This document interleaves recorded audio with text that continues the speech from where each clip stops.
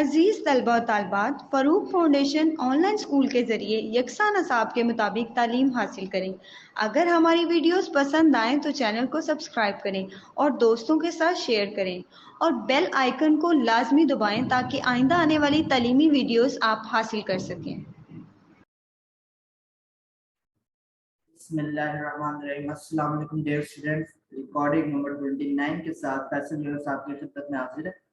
प्यारे बच्चों, सबसे पहले आपके लिए एक छोटा सा मैसेज है कि ऑनलाइन स्कूल ऑनलाइन क्लासेस के जरिए आप अपने तालीमी बोर्ड्स 9th-10th में नुमाया मार्क्स हासिल कर सकते हैं। आप अपनी तालीम और उम्र के हिसाब से मजीद तालीम हासिल करें।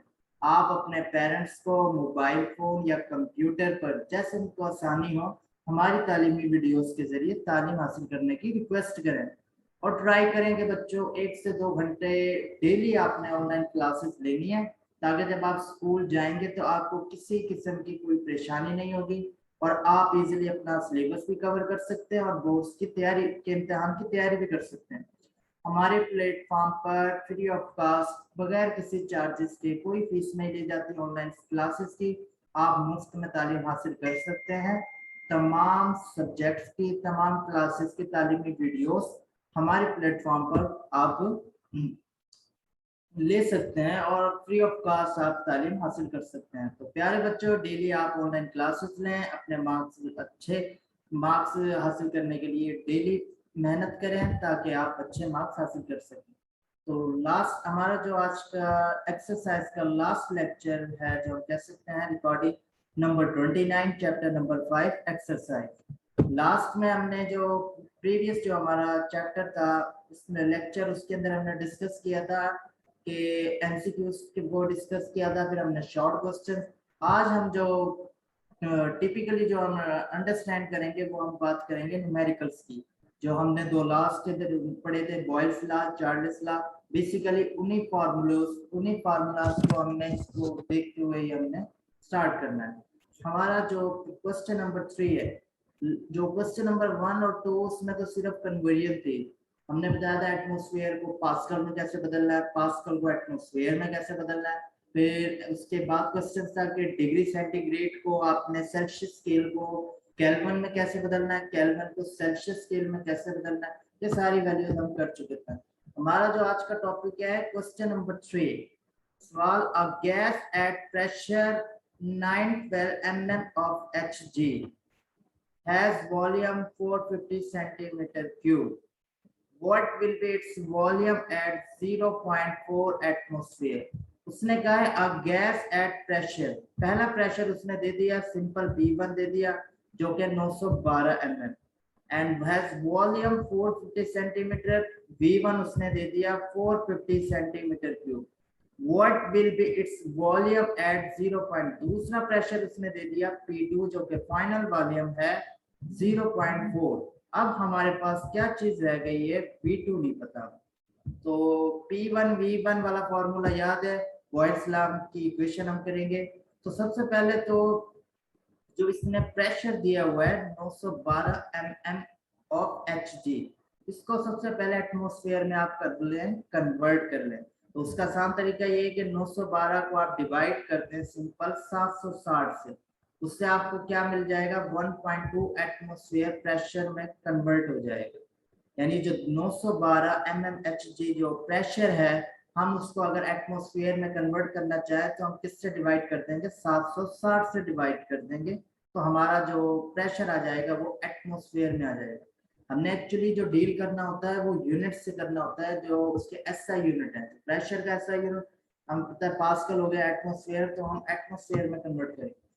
V1 हमारे पास वॉल्यूम दिया हुआ है 450 सेंटीमीटर क्यूब, V1 आ गया। सेकंड प्रेशर उसने खुद दिया था P2 0.4, हमने P2 V2 हमने क्या करना है, फाइंड करना है। तो प्यारे बच्चों वही गैसेस लॉ की इक्वेशन लगानी है जो कि बॉयल्स लॉ की इक्वेशन थी। P1 V1 is equal to P2 V2। P1 उसने दे दिया है, V1 भी दे दिया है, P2 प्रेशर P2 भी दे दिया, सिर्फ V2 नहीं दिया। तो V2 इस जगह रहने देना, P2 यहाँ मल्टीप्लाई हो रहा है तो वहां जाके क्या हो जाएगा, डिवाइड हो जाएगा। तो देखो ये बच्चों इसी तरह इन्होंने किया है कि V2 इधर रहने दिया है और P1 1.2 प्रेशर है। अब 1.2 लिखना है, 912 नहीं लिखना क्योंकि हमने एटमॉस्फेयर में कन्वर्ट कर दिया।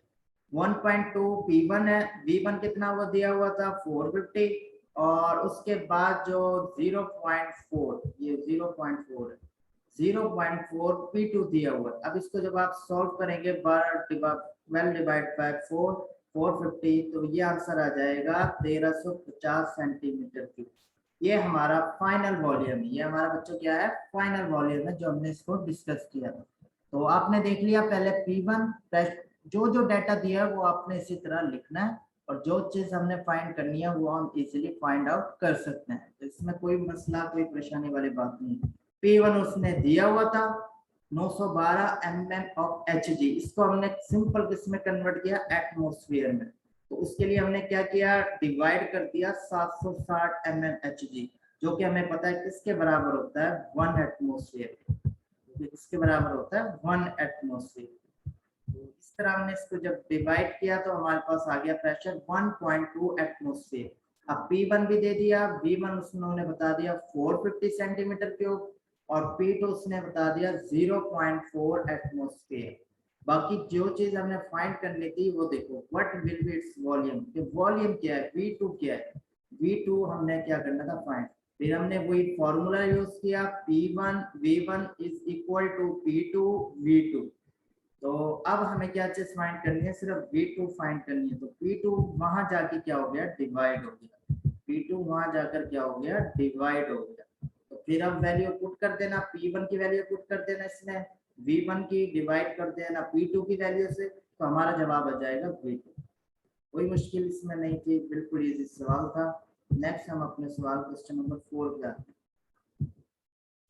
क्वेश्चन नंबर 4 वो कहता है कि क्वेश्चन नंबर 4 वो कहता है कि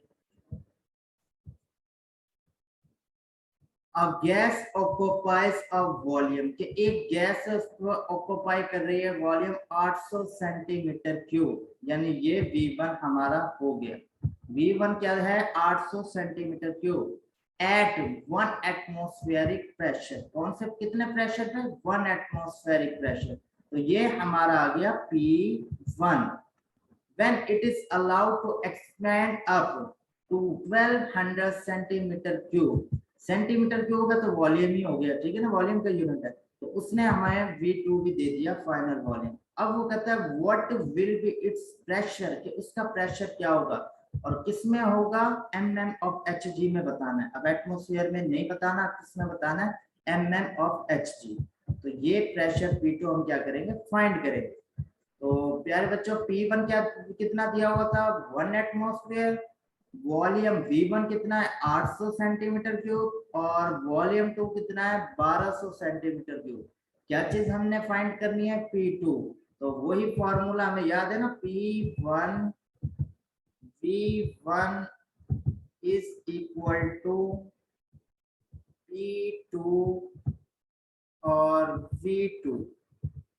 अब P2 हमने फाइंड करना है, तो ये V2 यहाँ से यहाँ इसके साथ मल्टीप्लाई हो रहा था ये, तो ये V2 अब इधर जाके क्या हो जाएगा, डिवाइड हो जाएगा। सिंपल P1 की वैल्यू पुट करो, फिर V1 की वैल्यू पुट करो, और नीचे V2 की, आपका जवाब आएगा। ये वाली इक्वेशन यूज की है बाय पुटिंग द वैल्यूज। ये देखो P2 is equal to 1 atmosphere, किसकी वैल्यू थी, P1 की, और V1 की वैल्यू 800 सेंटीमीटर क्यूब, और V2 से डिवाइड कर देंगे 1200। तो ये हमारा आंसर आ गया एटमॉस्फेरिक प्रेशर 0.667, ये हमारा आंसर आ गया जब हमने इसे सॉल्व किया। अब हमें पता है कि जवाब हमने किस में देना है, mm ऑफ Hg, एटमॉस्फेयर में जवाब नहीं देना। ये भी खास नोट करना है, इसके भी नंबर कटते हैं कि आपसे वो किस एटमॉस्फेयर में पूछना चाह रहा है या mm ऑफ G। अगर वो खास नहीं बताता कि प्रेशर, तो फिर हम उसको एटमॉस्फेयर में लिखते हैं, लेकिन आज उसने बता दिया है कि हमें किस में बताना है, mm ऑफ G। तो हमें पता है 1 एटमॉस्फेयर किसके बराबर होता है, 760 mm ऑफ G। तो 0.66 एटमॉस्फेयर किसके बराबर हो जाएगा, 0.66 को 760 से आप क्या कर देंगे, मल्टीप्लाई कर देंगे। तो ये हमारा आ जाएगा mmHg, यानी एक एटमॉस्फेरिक प्रेशर वो बराबर है 760 mmHg के। तो बताओ 0.667 एटमॉस्फेयर किसके बराबर होगा? तो 0.667 को सिंपली मल्टीप्लाई कर दो 760 से, तो आंसर हमारा आ जाएगा। बच्चों यही इसका जवाब है, सिंपल सा जवाब आया। ये हमारा टॉपिक ये हो, कोई मुश्किल नहीं है, सिर्फ आपने देखना है कि कौन सी चीज कैसे करनी है, इसमें कोई इसमें वाली बात है नहीं। अब है हमारा क्वेश्चन नंबर 5। अगर हम क्वेश्चन नंबर 5 की तरफ आए,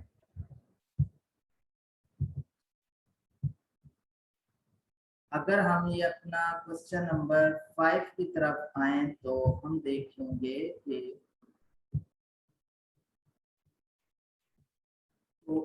अब क्वेश्चन नंबर 5 में हम देखते हैं क्या उसने इंफॉर्मेशन दी है। सबसे पहले जरूरी होती है कि इंफॉर्मेशन देखना है, आइदर उसने प्रेशर का कहा है कि एंड में फाइंड करना है, फिर हम उसकी यूनिट देखते हैं कि किस तरह एंड के यूनिट में। अब वो कहता है it is desire to increase the volume, ये ख्वाहिश है कि वॉल्यूम इंक्रीज करे of a fixed amount of gas from 87.5 to 1118 centimetre cube, के एक डिजायर थी कि वो इंक्रीज करें वॉल्यूम को किससे 87.5 से लेके 118। तो V1 क्या हो गया 87.5 टू 118 सेंटीमीटर, यानी ये फाइनल वॉल्यूम कितना हो गया V2। वो कहता है 87.5 सेंटीमीटर क्यूब वॉल्यूम से 118 सेंटीमीटर क्यूब वॉल्यूम तक बढ़ाने की ख्वाहिश है। तो बताओ क्या करना पड़ेगा? while holding the pressure constant, जब प्रेशर कांस्टेंट है तो हमें पता लग गया 40 लाख की बात होगी, simple. what would be the final temperature if the initial temperature, तो कहता है फाइनल टेम्परेचर क्या है अगर इनिशियल टेम्परेचर है 23 डिग्री सेंटीग्रेड। तो फाइनल टेम्परेचर हमने फाइंड करना है। V1 भी उसने दे दिया है, V2 भी दे दिया है, T1 भी दे दिया है, लेकिन T2 हमें उसने कहा है कि फाइंड करो। तो हम बच्चों याद है ना कि जो डिग्री सेंटीग्रेड या सेल्सियस में दिया गया हो टेम्परेचर, उसको तो सबसे पहले आपने केल्विन में कन्वर्ट करना है। तो 23 डिग्री सेंटीग्रेड को जमा किससे करेंगे 273 से, ये रूल है। वॉल्यूम V1 कितना दिया हुआ है 87.5 सेंटीमीटर क्यूब, वॉल्यूम 2 कितना दिया हुआ है 118 सेंटीमीटर क्यूब। दो इंफॉर्मेशन उसने खुद दे दी है।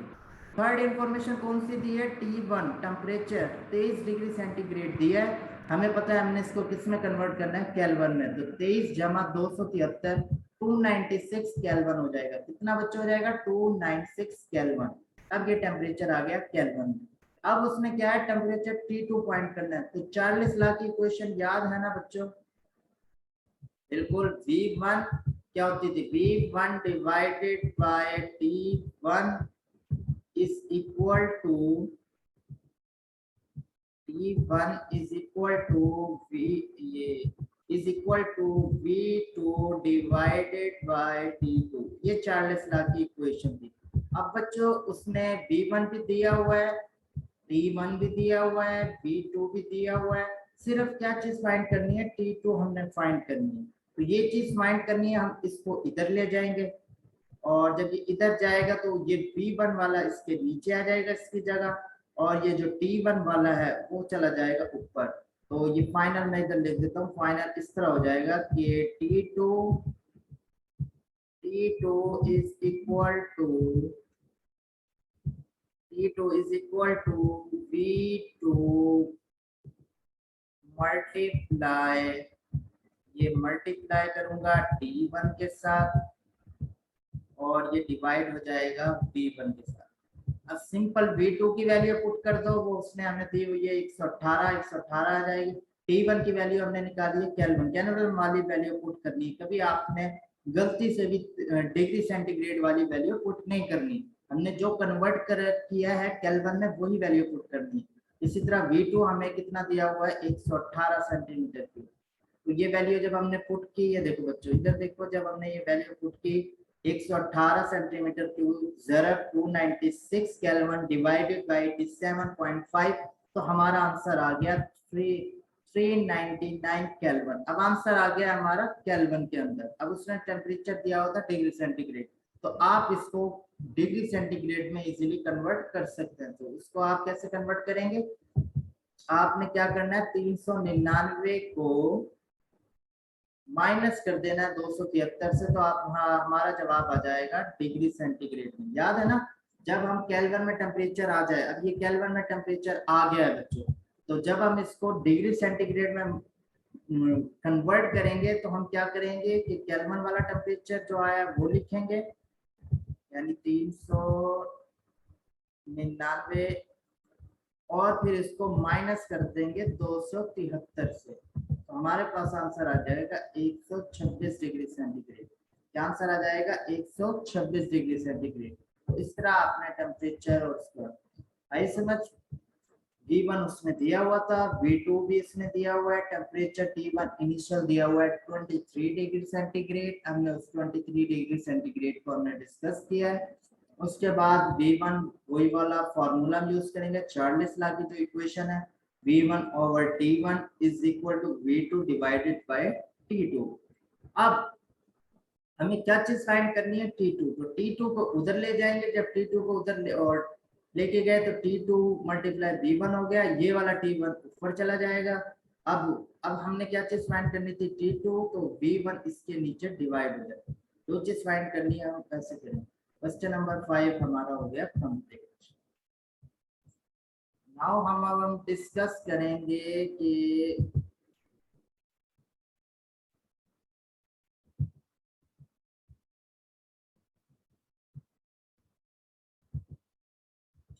अब हम डिस्कस करेंगे क्वेश्चन नंबर 6। अब क्वेश्चन नंबर 6 की जो मेन चीज है वो दी हुई है, इन्होंने डाटा देखते हैं। वो कहता है आ सैंपल ऑफ गैस, ये गैस का सैंपल है, इस कूल्ड एट कांस्टेंट प्रेशर, एक प्रेशर पर हमने कूल किया हुआ है। टेम्परेचर उसने पहला दे दिया 30 डिग्री सेंटीग्रेड और 210 डिग्री सेंटीग्रेड, यानी दो टेम्परेचर उसने दे दिए। T1 उसने दे दिया 30 डिग्री सेंटीग्रेड, T1 आ गया 30, और T2 आ गया 10 डिग्री सेंटीग्रेड, यानी टेम्परेचर उसने पहले 30 था, अब उसने 10 कर दिया। अब वो कहता है will the volume of gas decrease to 1/3 of its original volume। वो कहता है अगर टेम्परेचर हमने कम किया है 30 से 10 डिग्री सेंटीग्रेड, तो हमें बताएं will the volume of the gas decrease, क्या गैस का वॉल्यूम डिक्रीज होगा टू 1/3, 1/3 हिस्सा जो उसका होता है, 1/3 क्या वॉल्यूम उसका डिक्रीज होगा ओरिजिनल वॉल्यूम से।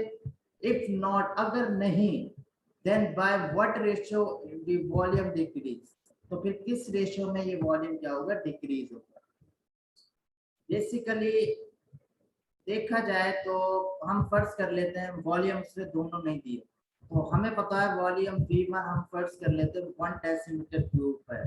फॉर एग्जांपल इसने कुछ वॉल्यूम नहीं दिया हुआ, दोनों वॉल्यूम नहीं दिए हुए, तो हमने सपोज कर दिया कि ये 1 डेसीमीटर क्यूब होगा। तो हम V2 देखेंगे कि V2 कितना है। ठीक है, V2 हमने फाइंड करना है। टेम्परेचर T1 था 30 डिग्री सेंटीग्रेड, उसको हमने केल्विन में कन्वर्ट किया, 30 + 273 kelvin is equal to 303 kelvin. Kelvin में इसका जवाब आ गया। T2 टेम्परेचर कितना दिया हुआ था? 10 डिग्री सेंटीग्रेड, तो 10 degree centigrade is equal to 10 + 273 is equal to 283 kelvin. V1 हमारे पास क्या आ गया जो हमने सपोज किया था 1 decimetre cube.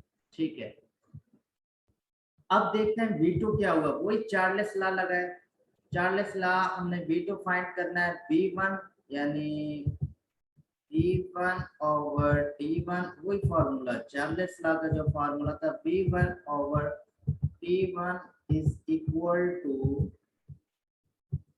V2 over T2।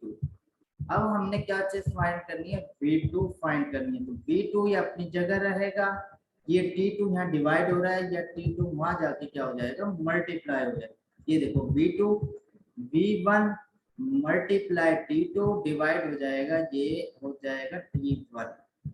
अब आपने क्या करना है? V1 की जगह 1 डेसीमीटर क्यूब वैल्यू लिख दी, T2 की जगह हमने लिख दिया 283 केल्विन, T1 की जगह हमने लिख दिया 303 केल्विन, और जब हमने इसको सॉल्व किया तो हमारा आंसर आया 0.93 डेसीमीटर क्यूब। यानी टेम्परेचर डिक्रीज करने से पहला जब 30 डिग्री सेंटीग्रेड टेम्परेचर था उसको डिक्रीज किया तो हमारा वॉल्यूम कम हुआ, यानी पहले 1 डेसीमीटर क्यूब था, अब क्या हमारा वॉल्यूम आ रहा है 0.93। ये हमारा क्या आ रहा है वॉल्यूम आ रहा है 0.93 हमारा वॉल्यूम आ रहा है। The volume gas will not decrease to 1/3 of its original volume। तो 1/3 तो ये डिक्रीज नहीं हुआ, 1/3 होता तो आप देखो ना 100 के 3 हिस्से बना लें तो आप उससे देख लें, ये तो थोड़ा सा डिक्रीज हुआ है। तो the volume decreases in the ratio 1:0.93। तो वॉल्यूम डिक्रीज होने की रेशियो हुई है 1:0.93। ये रेशियो, ये इसका जवाब है। अब आपके जहन में कंफ्यूजन नहीं होनी चाहिए कि सर इसने वॉल्यूम तो कोई भी नहीं दिया हुआ, तो आपने 1 डेसीमीटर क्यूब लिखा है। देखो बच्चों, उसने कहा है will the volume of the gas decrease to 1/3 of its original volume.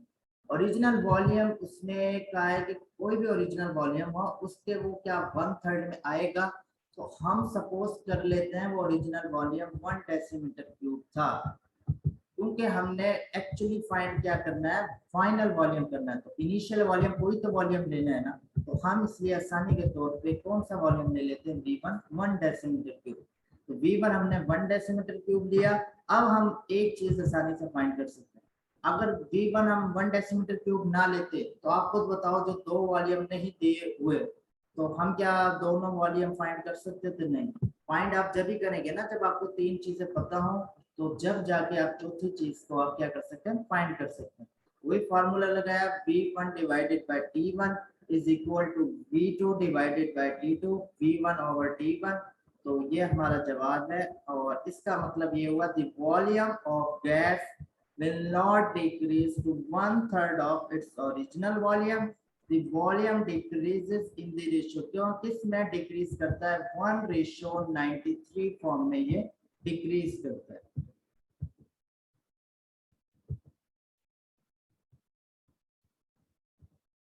अब हमारा जो नेक्स्ट क्वेश्चन है क्वेश्चन नंबर 7, वो देखते हैं वो किस तरह का दिया हुआ। इसने कहा एक बैलूनिक गुब्बारा है that contains 1.6 decimetre cube. Decimetre cube जहां से भी बात आएगी आपके जहन में आ जाएगा वॉल्यूम। वॉल्यूम का ही होता है unit, centimetre cube, metre cube, decimetre cube, ये वॉल्यूम की यूनिट है। तो V1 दिया हुआ है 1.6 decimetre cube of air at standard temperature. Temperature क्या है? Standard normal. And pressure is taken under water to depth at which its pressure increases to 3.0 atmosphere. Suppose that temperature remains and what would be its new volume? The new volume क्या है? अब मजे की बात, आप कहोगे sir एक ही pressure दिया हुआ है, वॉल्यूम हमने फाइंड करना है। आप कहोगे V1 तो सर दिया हुआ है और एक प्रेशर दिया हुआ 3। नहीं बच्चों, दो प्रेशर दिए हुए। देखो वो कहता है कि pressure is taken under water to a depth at which its pressure increases to, कि प्रेशर जो है वो अब जो नॉर्मल प्रेशर है वो ठीक। अब वो कहता है जो हम समंदर की गहराई में अगर गए तो उस वक्त उसका प्रेशर इंक्रीज हो गया 3.0 एटमॉस्फेयर। इसका मतलब है जो सतह समंदर की जो प्रेशर था P1 वो तो नॉर्मल था ना 1 एटमॉस्फेयर, ठीक है, वो तो नॉर्मल था। अब उसने कहा जब हम समंदर की गहराई में गए तो वो प्रेशर इंक्रीज हो गया 3 एटमॉस्फेयर तक, वो प्रेशर इंक्रीज हो गया। तो इसका मतलब 1 एटमॉस्फेयर पहले प्रेशर था, फिर वो P2 कितना हो गया 3 एटमॉस्फेयर। तो इसलिए उसने दोनों प्रेशर दे दिए गए। अगर वो ये बात ना करता तो हमें फिर ना पता होता। अगर वो बात ना करता कि हम समंदर की गहराई में गए जब इंक्रीज हुआ 3 एटमॉस्फेयर, तो तब हमें ये पता ना लगता। तो अब उसने तो प्रेशर दे दिए हैं। पहला प्रेशर उसने दे दिया है 1 एटमॉस्फेयर, वो कब था? समंदर की सरफेस पे। अब उसने कहा जब हम डेप्थ में गए तो प्रेशर इंक्रीज हो गया 3.0 एटमॉस्फेयर। तो किससे इंक्रीज हुआ? किसी ना किसी पॉइंट से तो इंक्रीज हुआ। तो सिंपल सी बात है वो P1 था 1 एटमॉस्फेयर, पहले वो था 1 एटमॉस्फेयर जो नॉर्मल प्रेशर होता है, ऐसे ही होता है ना, 1 एटमॉस्फेयर प्रेशर होता है नॉर्मल प्रेशर, एटमॉस्फेरिक प्रेशर होता है। तो वो कहता है जब समंदर की गहराई में गए तो प्रेशर इंक्रीज हो गया 3 एटमॉस्फेयर, इसका मतलब है P2 बन गया 3 एटमॉस्फेयर। तो ये इस तरह। अब उसने कहा है कि फाइनल वॉल्यूम आपने फाइंड करना है। तो प्यार बच्चों V2 हमने फाइंड करना है। जब P1 वाला जो आपको वैल्यूज मिल जाए तो आपके जहन में बॉयल्स लॉ आ जाता है। बॉयल्स लॉ आ जाता है तो कौन सी इक्वेशन आ जाती है? P1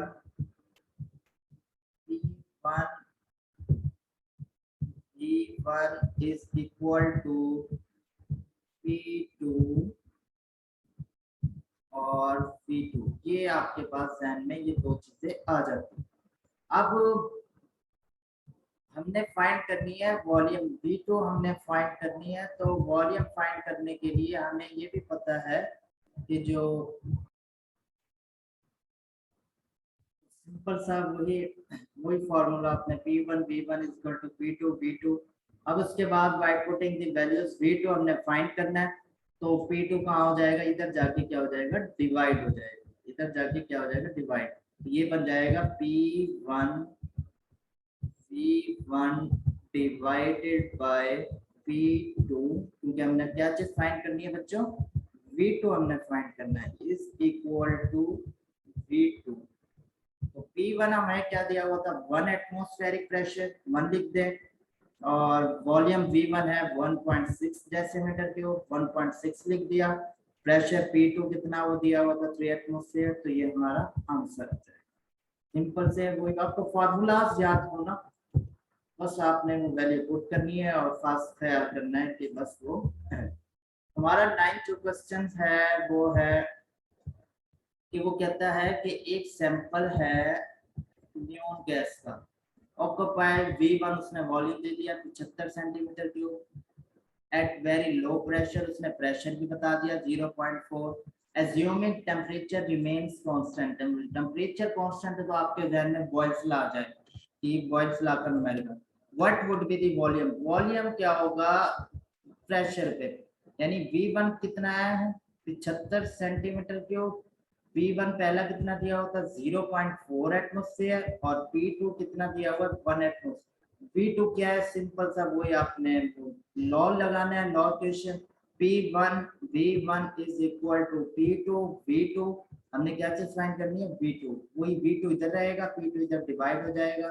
तो ये हमारा आंसर आएगा। वही बिल्कुल सेम है, इसमें कोई परेशानी वाली बात नहीं, ना इन्होंने कोई आपको ज्यादा डिफिकल्टी है। सिर्फ आपने देखना है कि कौन सा डाटा गिवन है। V1 गिवन है, P1 गिवन है और ये वाला P2 गिवन है। तो कौन सी चीज में से वॉल्यूम V2 नहीं दिए हो?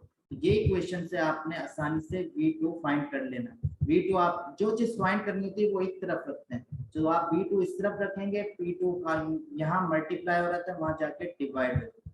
ये चीज आपने देखनी होती है कि कौन कौन सी चीज हमें प्रोवाइड की गई है। और हमने जो क्वेश्चन नंबर 9 है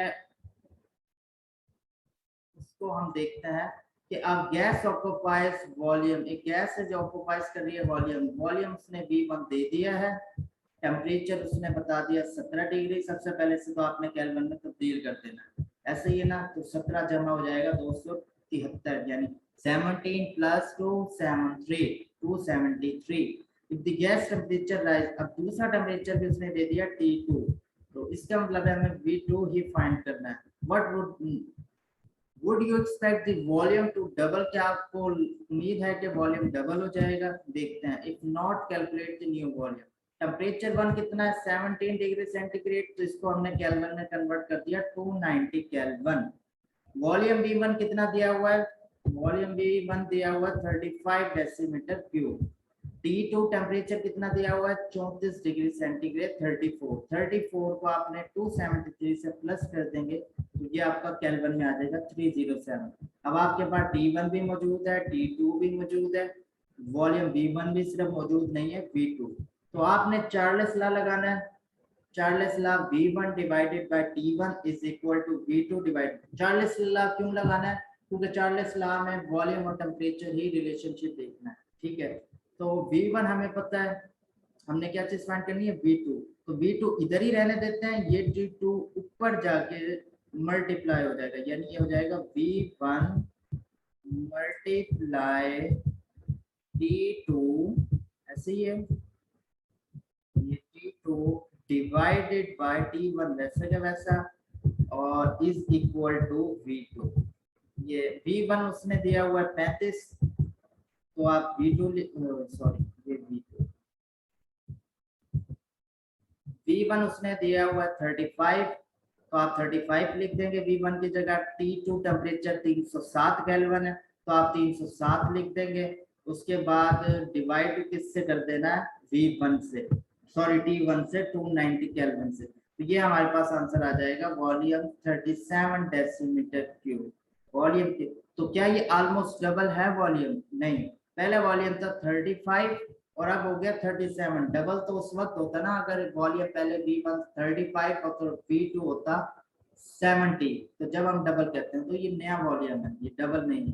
तो क्वेश्चन नंबर 9 देख लेते हैं, यानी ये गलत दिया हुआ है, ये क्वेश्चन नंबर 10 होगा। The largest moon of Saturn is Titan. Its atmospheric pressure, उसने प्रेशर दिया हुआ है 1.6 multiply 10 raise to power 5 pascal. Pascal में उसने प्रेशर दिया हुआ है। What is the atmospheric pressure? Atmospheric ATM में इसका atmospheric pressure फाइंड करना है। Is it higher than Earth's atmosphere? क्या ये अर्थ के एटमॉस्फेयर से ज्यादा? एक एटमॉस्फेरिक प्रेशर किसके बराबर होता है?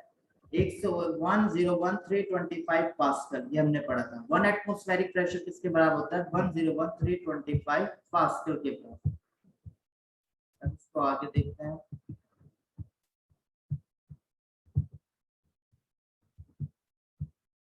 तो atmospheric pressure of Titan in pascal में कितना दिया हुआ है? 1.6 multiply 10 raise to power 5 pascal उसने दिया हुआ है। एटमॉस्फेरिक प्रेशर इसके अगर हम उसको एटमॉस्फेरिक प्रेशर में कन्वर्ट करना चाहे पास्कल को, तो हम क्या करते हैं? उससे डिवाइड करते हैं। क्या करते हैं? डिवाइड करते हैं। तो जब 101,325 से डिवाइड करेंगे तो हमारा आंसर आएगा 1.5 एटमॉस्फेरिक प्रेशर। अर्थ का एटमॉस्फेरिक प्रेशर 1 होता है, तो ये इसका जवाब आ रहा है 1.58, तो ये इससे ज्यादा होगा। Thus the atmospheric pressure of Titan 1.58 is greater than atmospheric pressure of Earth। वो कहता है अर्थ के एटमॉस्फेरिक प्रेशर से ज्यादा। तो ये बच्चों हमारे न्यूमेरिकल से आपने बॉयल्स लॉ की इक्वेशन आपको पता होनी चाहिए, P1 V1 is equal to P2 V2। ये बॉयल्स लॉ चार्ल्स लॉ का आपको पता होना चाहिए, V1 divided by T1 is equal to V2 divided by T2। फिर आपको यूनिट कन्वर्ट करने आते हो, डिग्री सेंटीग्रेड से आपने केल्विन में कैसे कन्वर्ट करना है, केल्विन से। इसी तरह आपको पास्कल से एटमॉस्फेरिक प्रेशर में जैसे अभी हमने किया था कैसे कन्वर्ट करते हैं, और इस तरह आपको यूनिट आपको कन्वर्ट आने चाहिए। आपका ये चैप्टर बिल्कुल आसान होगा आपके लिए, कोई टेंशन वाली बात नहीं। ये हमारा चैप्टर नंबर 5 क्या हो गया, कंप्लीट हो गया। हम नेक्स्ट चैप्टर नेक्स्ट रिकॉर्डिंग जो न्यू चैप्टर के साथ हाजिर होंगे। तब तक के लिए अल्लाह हाफिज।